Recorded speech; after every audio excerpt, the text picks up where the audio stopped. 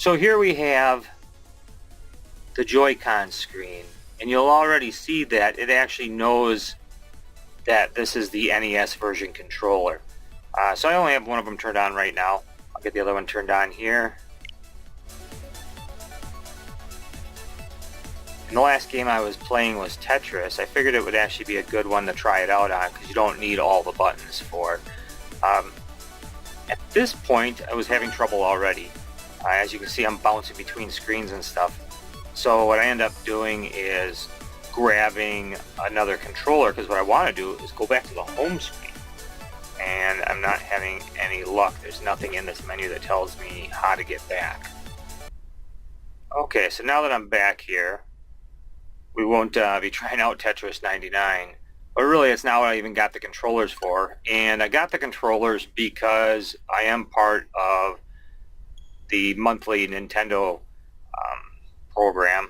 I think I pay somewhere between $4 to $5 for it. It's not too much to pay for it. I just think about one bad purchase decision a month and say don't do it, and then I actually am ahead of the game. But yeah, so I'm in Donkey Kong Jr. here. I'm just trying stuff out, see how it is. But the real game I'm interested in is going to be Donkey Kong. I'm very familiar with how those ladders are. So we'll push the two top buttons. You'll see game selection went back out. So there it at least told me when I went in, push the top two buttons and it'll bring you back. Alright, so we're getting the Donkey Kong here. Everything looks normal. There's no reason it shouldn't.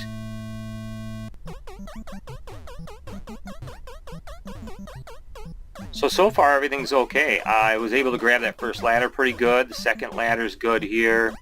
And let's see, third. Trick is the jump too. So that was actually not the game's fault right there. As I realized, I'm watching my laptop monitor when I should be watching the TV. So we're going to try this again while watching the television. And the ladders are even going a little smooth. There's not a lot of delay when I watch the computer screen, but there is a delay. And it's obviously a big deal when you're trying to jump barrels and stuff. So we'll see how this goes. I know my cam's blocking it. I'm actually using a couple different systems here.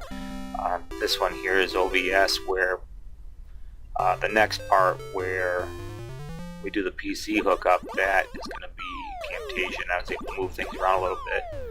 But everything seems to be pretty fluent. I'm actually very happy with this so far. I can get up the ladders quickly. One of the biggest pains I've had, especially with like emulation, there's always lag. You can't help it. CRTs were really instant, where with LCDs, plasmas, those type of items, there's always a little bit of lag. So then introduce other things, like wireless. Today's wireless is so quick, it's really nice. But here, hitting these ladders quickly is a big deal. Games are... If you watch any of my other videos, you'll see how I claim that I'm not the best at games, and I still claim that. But I do enjoy games. Donkey Kong's always been a favorite of mine, though. I've always been able to play halfway decent on it. In the arcade, when you're paying quarters, they add up quickly when you're not too good at games, so it is really important to do your best. And Donkey Kong was one of those ones that, I don't know what it is. If there was a Donkey Kong system around, I could always find a quarter laying on the floor. I always had that kind of luck. But everything's been good so far. I've actually, I love this game, but I've hated this game on systems that just don't handle things well. You need to, once you break the bricks out from the floor, you need to be able to jump those spots. Fireballs, I've always had a hard time jumping. They're very random. And the ladders, the whole game is ladders. You need to have the ladders. So let's jump out of here, hit the top two buttons, go to the game selection again, and find another game, and Double Dragon. I just recently did a video actually on Sega Master System's Double Dragon, which I'm actually a really big fan of, but I will admit this version had better graphics. It really did look good compared to the arcade version. Only downfall is you couldn't play two-player. If you're playing one player, this actually probably is the better game. A lot of people don't like when you get too many sprites on the screen of the Master System. You start getting flashing and stuff. But even this game does that too. But you'll see that I was tapping the controller forward, testing out the headbutt, and that's working fine. And then, oh, did not win that one. Let's try it again. And that didn't work. Let's get out the kicking and stuff. So both buttons jump. Unlike the Master System, you don't kick when you jump. That drives me insane. I do not like that part. But otherwise, back and forth looks good. Up and down looks good. The buttons are very responsive. Linda's always a pain. I do like getting her whip because it is, in my opinion, the best weapon on here, even though you don't get to take it with you from level to level. So everything seems to be what I would expect on a normal system. Probably saw some little flashing there on the barrel. That's, people complain about the flashing on Sega Master System. Just remember, you can play it 2-player and there's flashing on NES version too. So here we have the other Lindas. Get their purple whip. Purple Linda gang. And still everything feels really good. This is one of those games that if you get too close to them, even if everything is working great, it's not forgiving. You will get hit. So that's why not being able to do the jump kick is bothering me, but I use it a lot in the Sega Master System version. But yeah, the whip's working great here. Everything seems to be okay. I'm trying to do a headbutt there. Yep, so that's working. So this board, I'm going to struggle here. Yep, already did. That conveyor belt's supposed to be your best friend. You need to actually get off of it at first and get to the left. But that was not the controller's fault, that was my fault. I haven't played this version in a long time. That conveyor belt, like I said, is your best friend. You want to hold on to that. Well, not hold on to it, just don't want to fall off of it. But let's see how the big guy goes here. This is definitely where the controller needs to be good. And perfect. I was pretty happy with that. So let's jump back out, top 2 buttons again, and let's try a game I'm really no good at, which doesn't narrow it down. Super Mario Brothers. Yep, let's test this one out. So we got the jump. Was able to hit that second brick. That's a good sign. I noticed in systems where I have a little bit of lag, oh, that was weird. Where I have a little bit of lag, when I go to hit that second brick, it'll actually bounce the mushroom back. So it's always a good test for me because I know how I play that one.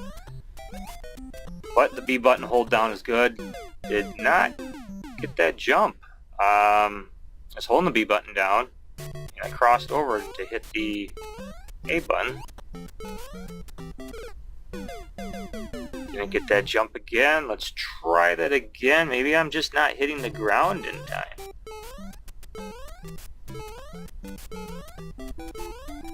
I don't know, I feel like there is actually a slight delay in this game. And that is a big deal. I can't really tell if I'm hitting the ground in time to hit the button before hitting that mushroom. But when I just tap the button, it just doesn't feel right.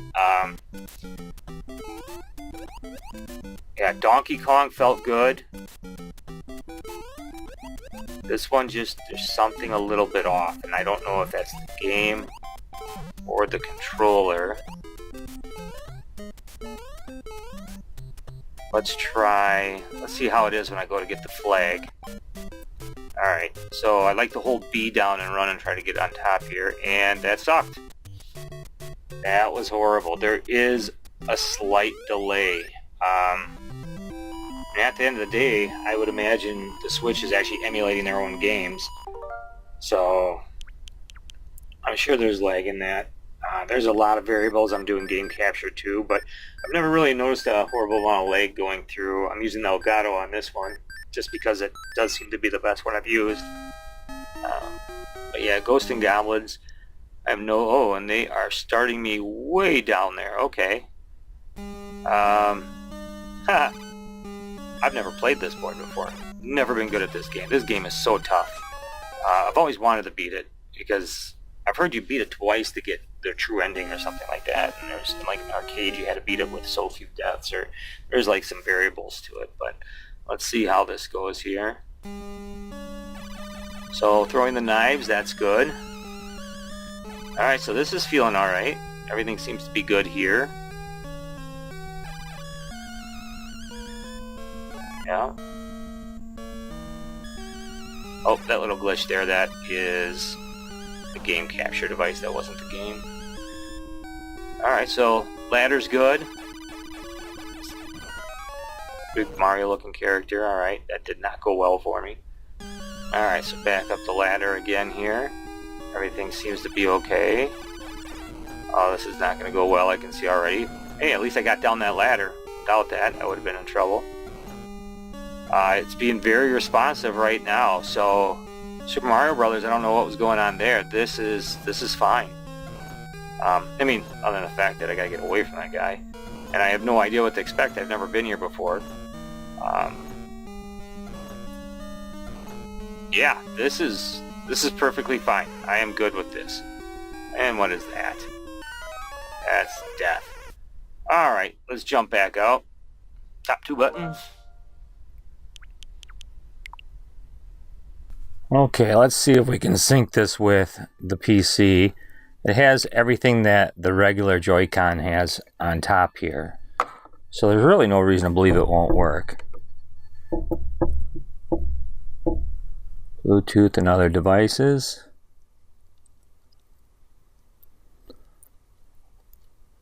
And you can see from past videos that I have 3 other controllers on here, and that's because I was trying to work on a one-handed controller when I was having shoulder surgery, so I could still play games. So we're going to add Bluetooth. We'll go to Bluetooth. Let's start the synchronizing. NES right controller. R for right.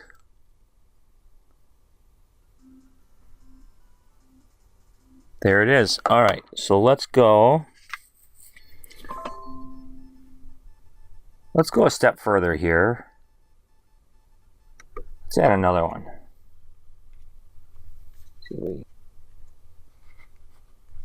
There we go. I didn't hold it down long enough. Left controller. Alright. And just like the Joy-Cons, it's continually flashing, which with the Joy-Cons, when I synced those, that was no big deal. The bumpers do fit. So let's see here. There's the opening. And on here, I don't know if you can see that, there's arrows. So we're going to slide those arrows into the opening. And you'll see that it does line up and give up and down buttons.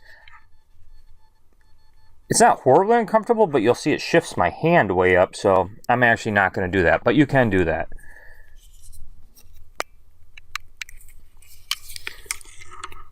Getting them off is always fun. Helps when you push the right way. There we go.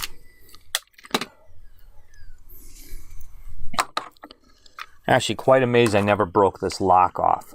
I don't read manuals as often as I should, and I used to never lift that. Okay, so we got 2 controllers. I already forgot what's left, what's right. Doesn't matter, because we're going to go to done. We got both of them on here. So let's close this.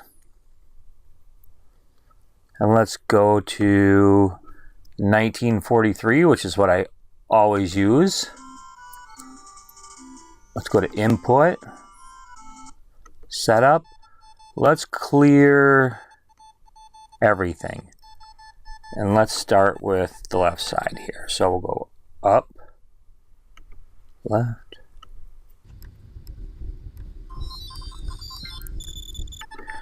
I'm going to use the tops for turbo because they actually have no other purpose for me. I guess, you know, they're kind of hard to reach. Maybe someone 3D printed something a little more low profile, or something where you could hit the buttons here and it could have like a fulcrum, like a seesaw in there, and hit it that way somehow. these wouldn't make too bad of a Game Boy Advance controllers either. Now you might wonder, why do I always use 1943? Because I actually ripped this ROM off of my cartridge, so I always just feel a little better when I do it that way. Okay, and I'm just setting up the second controller. I'm not actually going to use the second controller, but setting it up just to make sure it can be done. There's no reason to believe it can't be done. We've done this already in a previous video with the Joy-Cons, and in theory these should be the same. They're actually just missing buttons. So let's hit OK. Got no warnings on the setup saying that bindings are clashing with another binding. So let's hit OK. Let's go to File, Game. Here we go. Reset. Let's enlarge this. I love how that always comes up. But actually I do like that. So Option, Video Size. Here we go. Full screen. So let's hit Start. Start. I never worry about that. I always load that up.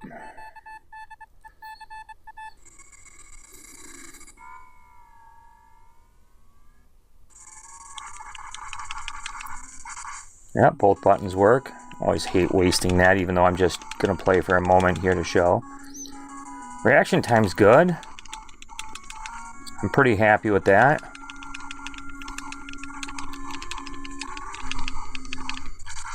Yeah, there we go. Wish I did not shoot that power up. I would have rather had the fan out. There we go. Yeah, so that works good. Alright, so now let's hold the what I'm using for the turbo down, because that just makes the game impossible to lose, unless you're me. Now, as you can see, I am holding this thing in a really awkward way. It is not horribly comfortable at all. So yeah, something would have to be done, different bumper style or something. But I don't generally use turbo. This game actually kind of got me on the turbo recently when I was making the one-handed video stuff. So, alright, let's do a little flipper. There we go. Alright, so yeah, that works really well. I am very happy with that. So overall, I am liking the controller, but there are some other oddities. When it's on the controller or on the Switch, you can see that it has this hangover here. Now, that does clear the dock. That's not a problem. But what it doesn't do is clear my charging stand. So it has to be charged on the Switch itself. So this is a Nintendo Switch charger. It is an official one. And I can charge 1, 2, 3, 4, both sides. So 6 total with the Switch being one of the chargers.